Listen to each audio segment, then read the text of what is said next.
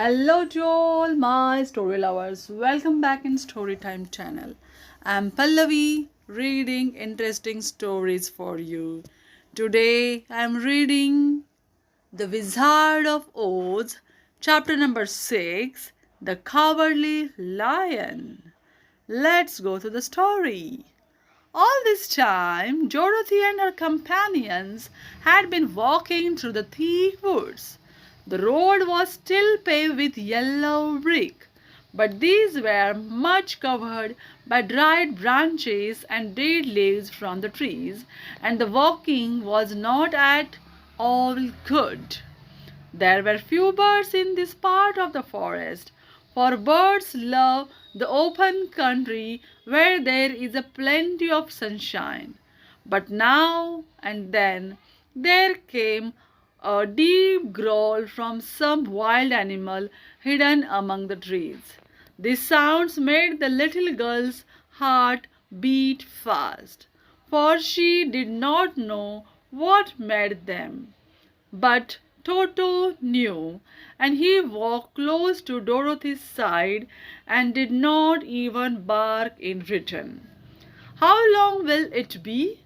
the child asked of the Tin Woodman. "Before we are out of the forest?"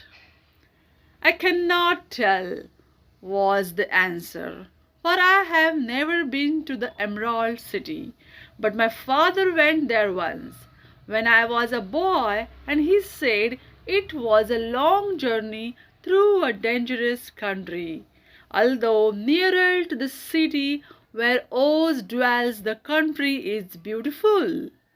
But I am not afraid so long as I have my oil can, and nothing can hurt the scarecrow, while you bear upon your forehead the mark of good witch kiss, and that will protect you from harm."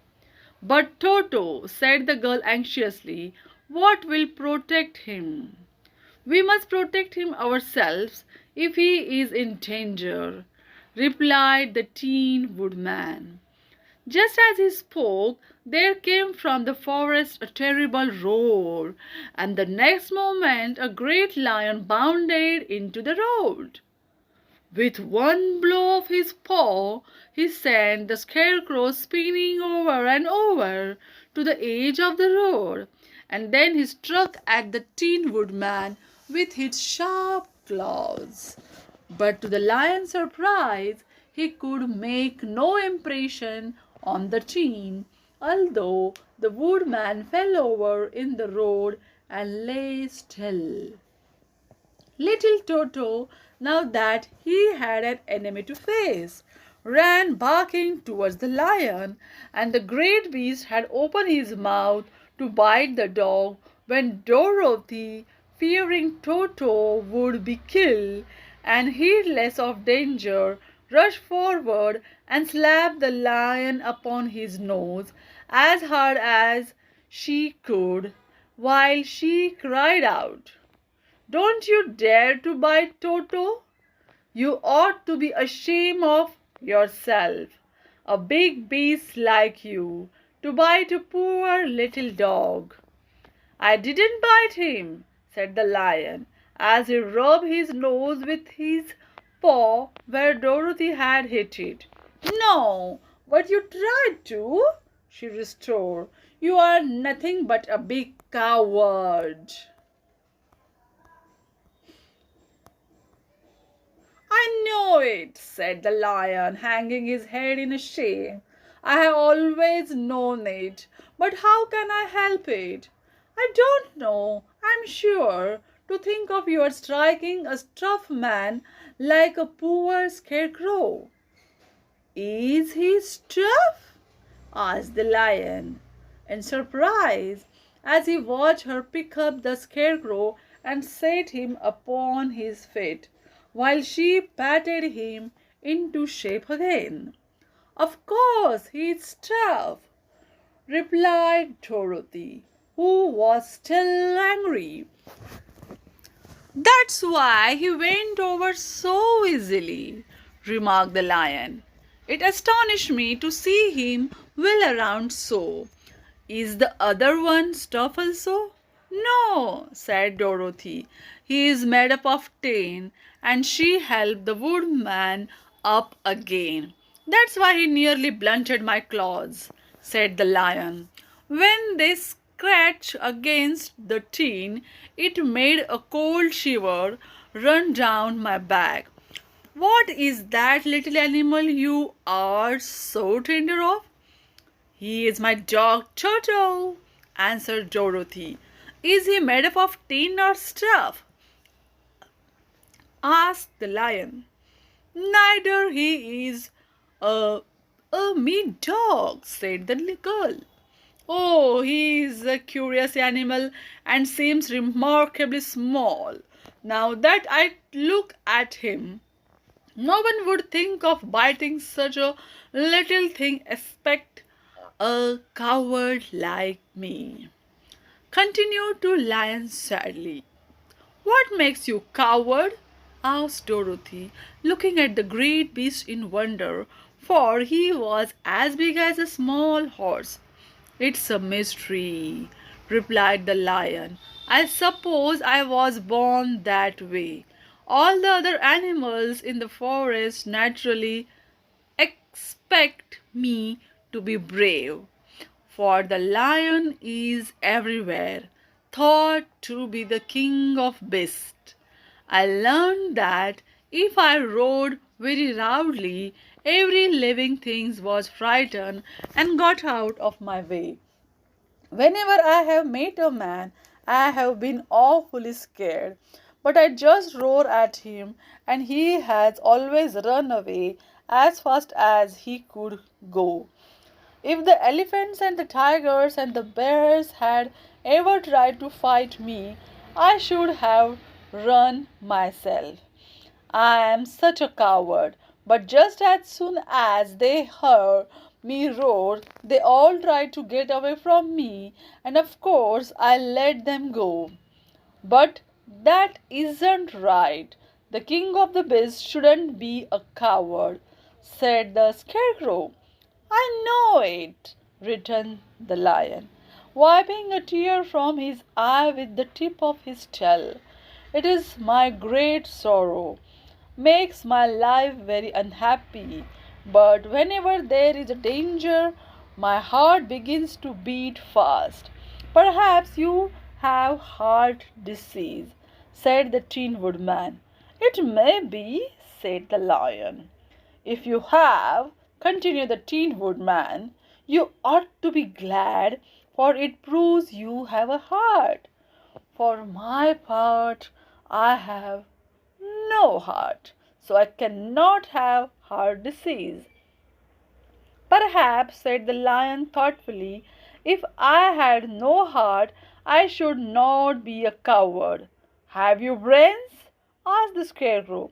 I suppose so. I have never looked to see, replied the lion. I am going to the great oak to ask him to give me some, remarked the scarecrow, for my head is stuffed with straw. And I am going to ask him to give me a heart, said the woodman.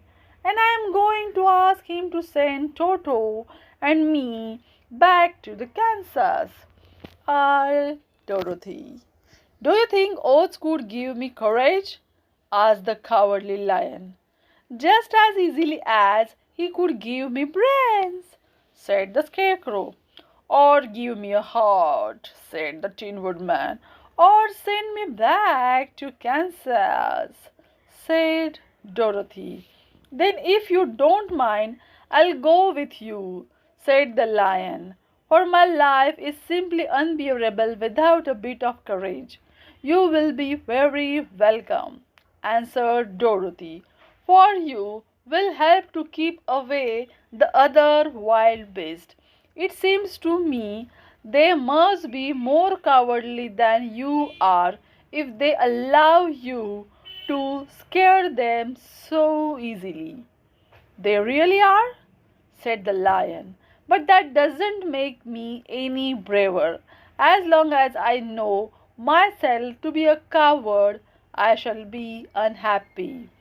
So once more the little company set off upon the journey, the lion walking with stately strides at Dorothy's side. Toto did not approve this new comrade at first, for he could not forget how nearly he had been crushed between the lion's great jaws.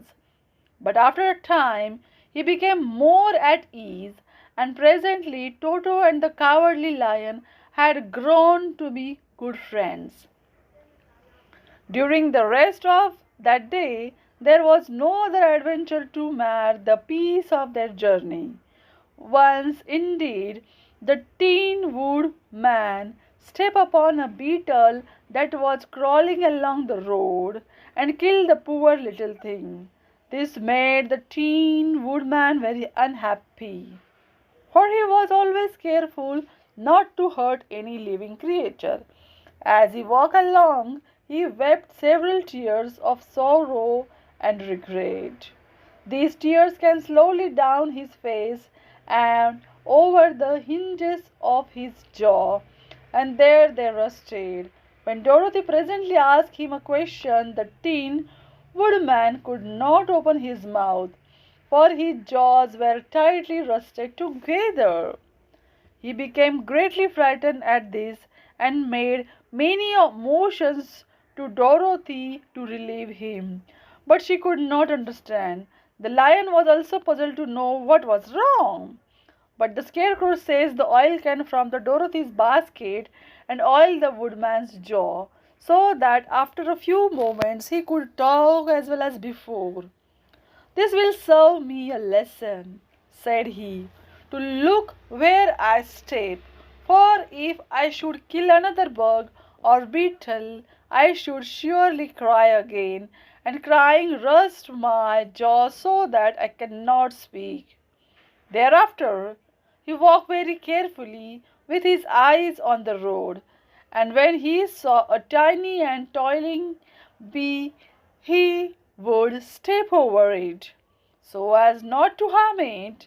The Tin Woodman knew very well he had no heart, and therefore he took great care never to be cruel or unkind to anything. "You people with hearts," he said, "have something to guide you, and need never do wrong. But I have no heart, and I so must be very careful when Oz gives me heart. Of course, I needn't mind so much." Now, this is the end of the sixth chapter. Do you like this book? Then tell me in the comment box and subscribe our channel. Bye bye, guys.